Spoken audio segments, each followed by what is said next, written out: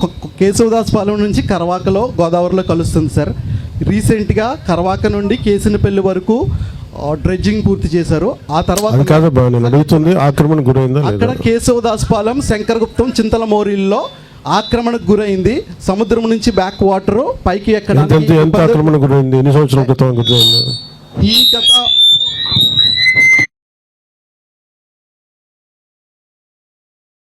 15 సంవత్సరాల్లోనే ఈ యొక్క ఆక్రమణలు అయితే కొనసాగాయి సార్.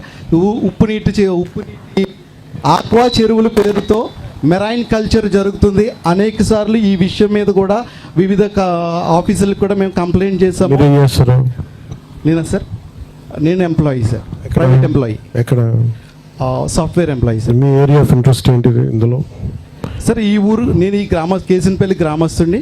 నాకు కూడా కొబ్బరి తోట ఉంది. చిన్నప్పుడు మా పేరెంట్స్ అందరూ కూడా మమ్మల్ని అందరూ ఎంత సెంట్లు భూమి ఇది? నాదైతే 12 సెంట్లు సార్. ఎన్ని చెట్లు ఉంటాయి? నా దాంట్లో 15 కొబ్బరి చెట్లు ఉంటాయి సార్. చెట్టుకి ఎంత ఆదాయం వస్తాయి? మా ఒక కొబ్బరి చెట్టుకి 200 కొబ్బరికాయలు వస్తాయి సార్ సంవత్సరానికి. ఇప్పుడున్నటువంటి పరిస్థితి ఎంత ఆదాయం వస్తుంది? ఉంటే అన్నీ బాగుంటాయి. అన్నీ బాగుంటే ఈ రోజున నా యొక్క వ్యవసాయం నుంచి 24,000 రూపాయలు నెలకి రావాలి సార్. అటువంటిది 2,000 రూపాయల నుంచి 1,500 మాత్రమే వస్తున్నటువంటి పరిస్థితి. Thank you.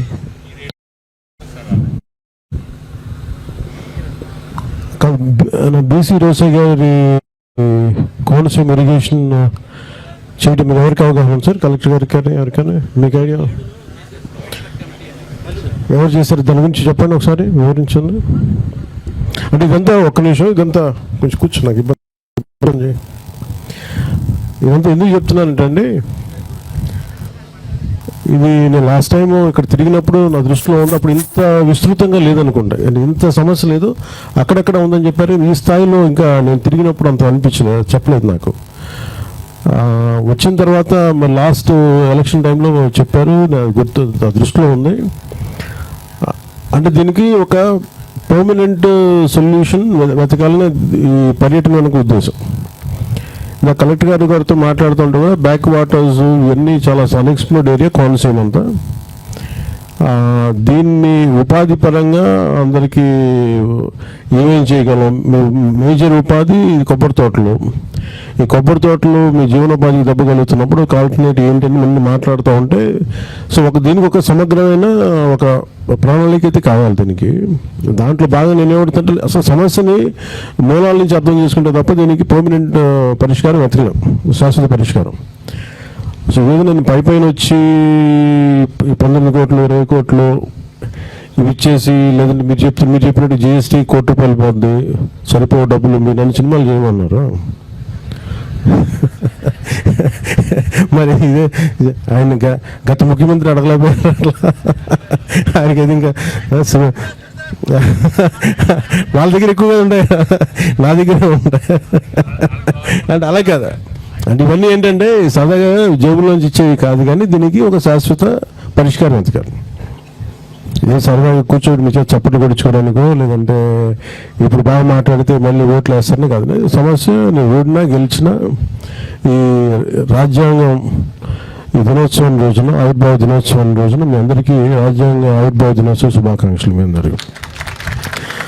నాకేదో పుస్తకం చదువుతూ ఉంటే 50 తర్వాత మనకి ఇవన్నీ వచ్చినప్పుడు, రాజ్యాంగం వచ్చిన తర్వాత అసలు ఎక్సర్సైజ్ చేసింది ఎవరు రాజ్యాంగాన్ని అంటే, మీలాంటి ఒకడు ఎమినెంట్ లాయర్స్ వీళ్ళందరూ గొప్ప గొప్పలు దాన్ని అర్థం చేసుకున్నప్పటికీ అసలు కోర్టులని మా హక్కు ఇది అని చెప్పడానికి ఇలా మీలాగా సమస్యలు చిన్న, అంటే కరెక్ట్ చెప్పాలంటే ఒక ముస్లిం మతానికి చెందిన ఒక అతను కూరగాయల కొట్టు గురించి అతను వెళ్ళే ఉంటారు కోర్టుకి, అంటే నాకు హక్కు ఉందని చెప్పడానికి, దట్టు విభజన సమయంలో.